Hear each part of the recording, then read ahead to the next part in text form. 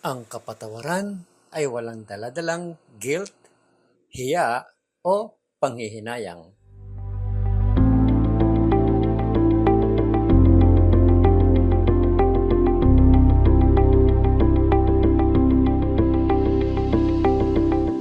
Kamusta po kayo? Pastor Arnold po. Sabi po sa Bible, "My heart rejoices in your salvation."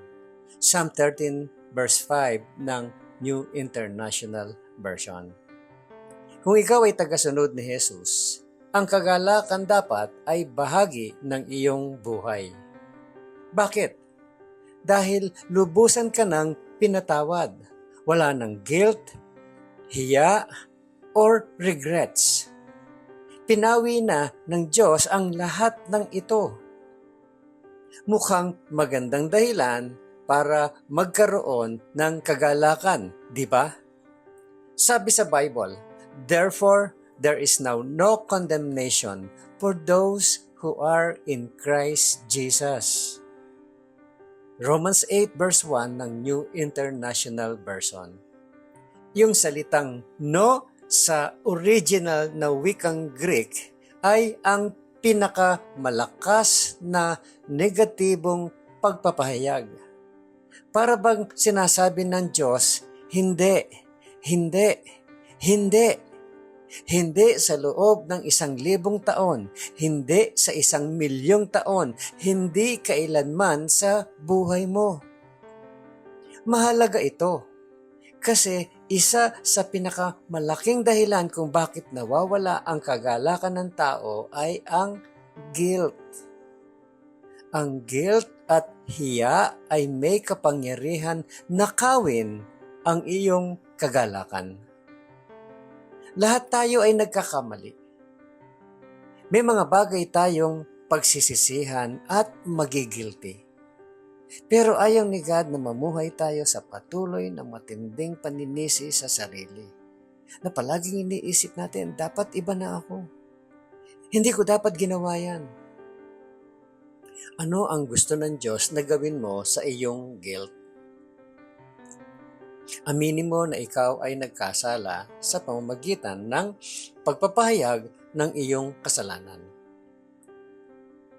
Lumapit ka kay God at sabihin mong, "Lord, sorry po.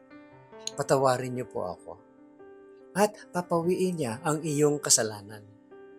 Yan mismo ang dahilan kung bakit namatay si Jesus sa krus. Sinabi niya, "Father, forgive them, for they do not know what they are doing." Luke 23:34 ng New International Version. Ito ang unang wika niya na sinabi doon sa krus. At hindi lang siya namatay para sa mga kasalanang nagawa mo na, pati yung hindi mo pa nagagawa, sakop na ng krus.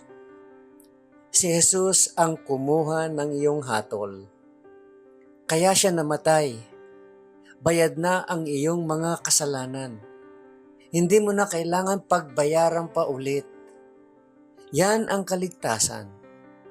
At ito ang pinakamahalagang dahilan ng iyong kagalakan.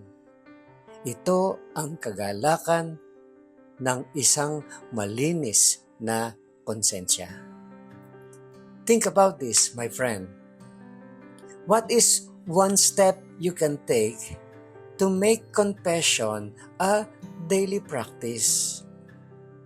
Ano raw ang isang bagay na pwede mong gawin para maging habit ang pagpapahayag o pagko-confess ng iyong kasalanan araw-araw?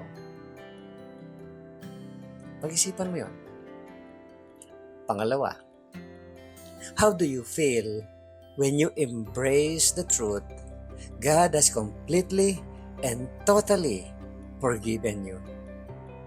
Ano ang pakiramdam mo kapag tinanggap mo na ng buong-buo ang katotohanan na lubusan ka ng pinatawad ng Diyos?